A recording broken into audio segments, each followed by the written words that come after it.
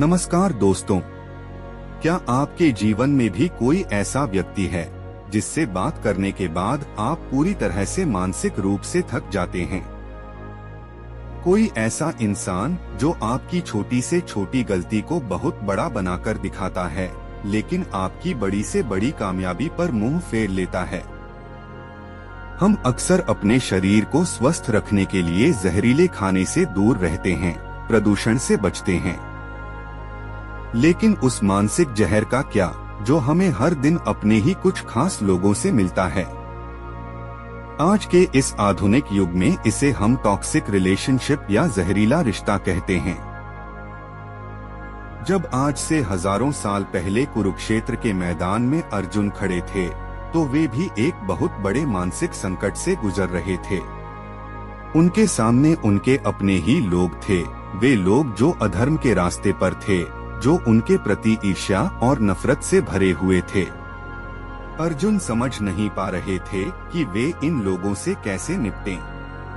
तब भगवान श्री कृष्ण ने उन्हें जो ज्ञान दिया, वह सिर्फ युद्ध के लिए नहीं था, बल्कि वह आज के समय में हमारे जीवन के जहरीले लोगों से निपटने का सबसे बड़ा मार्गदर्शक है। आज के इस विशेष वीडियो में हम भगवद गीता के व्यावहारिक ज्ञान की मदद से समझेंगे कि टॉक्सिक लोग कौन होते हैं, वे हमारे दिमाग पर कैसे नियंत्रण करते हैं, और सबसे महत्वपूर्ण बात, बिना अपनी मानसिक शांति खोए हमें उनसे कैसे निपटना चाहिए। अगर आप भी अपनी जिंदगी में किसी ऐसे इंसान से परेशान हैं, तो इस वीडियो का एक एक शब्द आपके लिए जीवन बदलने वाला साबित होगा। इसे अंत तक बहुत ध्यान से। किसी भी बीमारी का इलाज करने से पहले उस बीमारी को पहचानना जरूरी होता है। हम कैसे मान लें कि कोई इंसान सच में हमारे लिए सही नहीं है? भगवद गीता के 16वें अध्याय में भगवान श्री कृष्ण ने इंसानों के दो स्वभाव बताए हैं, दैवी संपदा यानी अच्छे गुण और आसुरी संपदा यानी नकारात्मक और बुरे गुण। जिन लोगों को आज हम टॉक्सिक कहते हैं, गीता में उन्हें आसुरी प्रवृत्ति का माना गया है। अध्याय 16 के चौथे श्लोक में कृष्ण कहते हैं, अर्थात दिखावा, घमंड, अभिमान, गुस्सा और वाणी की कठोरता, ये सभी नकारात्मक स्वभाव वाले व्यक्तियों के लक्षण हैं। आइए इन लक्षणों को आज के जीवन के उदाहरणों से समझते हैं। पहला लक्षण है दिखावा, दंभ। ऐसे लोग आपके सामने बहुत अच्छे बनेंगे, आपकी तारीफ करेंगे, लेकिन जैसे ही आप मुड़ेंगे, वे दूसरों के सामने आपकी कमियां निकालना और आपकी बुराई करना शुरू कर देंगे। दूसरा लक्षण है अत्यधिक अहंकार, दर्प और अभिमान। एक टॉक्सिक इंसान कभी यह स्वीकार नहीं कर सकता कि वह गलत है। अगर उनसे कोई गलती हो भी जाए, तो वे बात को इस तरह घुमाएंगे कि अंत में गलती आपकी ही साबित होगी। वे हमेशा खुद को सबसे बुद्धिमान और आपको कमतर समझते हैं। तीसरा लक्षण है वाणी की कठोरता, पारुष्य। वे आपसे बात करते समय ऐसे शब्दों का इस्तेमाल करेंगे जो सीधे आपके आत्मसम्मान पर चोट करते हैं। मजाक के बहाने आपका अपमान करना उनकी पसंदीदा आदत होती है। अगर आपके कार्यक्षेत्र में, आपके दोस्तों में या आपके परिवार में कोई ऐसा व्यक्ति है जो आपकी ऊर्जा को सोख रहा है और आपको हमेशा दोषी महसूस कराता है, तो समझ जाइए कि आप एक नकारात्मक प्रभाव के बीच जी रहे हैं। अब यहाँ एक बहुत जरूरी सवाल खड़ा होता है। अगर कोई इंसान हमारे आत्मसम्मान को ठेस पहुँचा रहा है, तो हम चुपचाप उसे सहते क्यों रहते हैं? हम उस रिश्ते को तोड़कर आगे क्यों नहीं बढ़ जाते? इसका बहुत गहरा मनोवैज्ञानिक कारण श्री कृष्ण ने गीता के दूसरे अध्याय के 22वें श्लोक में समझाया है। अर्थात जब इंसान किसी चीज या व्यक्ति के बारे में लगातार सोचता रहता है, तो उसे उस व्यक्ति से अत्यधिक मोह यानी आसक्ति हो जाती है।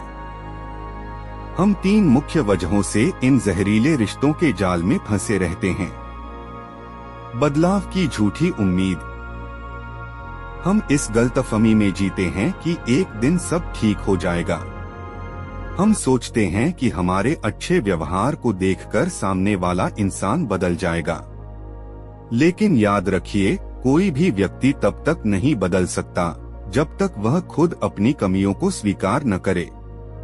अकेलेपन का डर, हमारा मन हमें डराता है कि अगर यह इंसान हमारी जिंदगी से चला गया तो हमारा क्या होगा, लोग क्या कहेंगे। इसी अकेलेपन के डर के कारण हम अपमान को भी सहने की आदत डाल लेते हैं। भावनाओं का शोषण, इमोशनल ब्लैकमेल। टॉक्सिक लोग इस बात को बहुत अच्छे से जानते हैं कि आप उनसे जुड़े हुए हैं। वे आपकी इसी कमजोरी का फायदा उठाते हैं और आपको अपनी उंगलियों पर नचाते हैं। जब तक हम मोह और सच्चे प्रेम के अंतर को नहीं समझेंगे, तब तक हम इस चक्रव्यूह से बाहर नहीं निकल पाएंगे।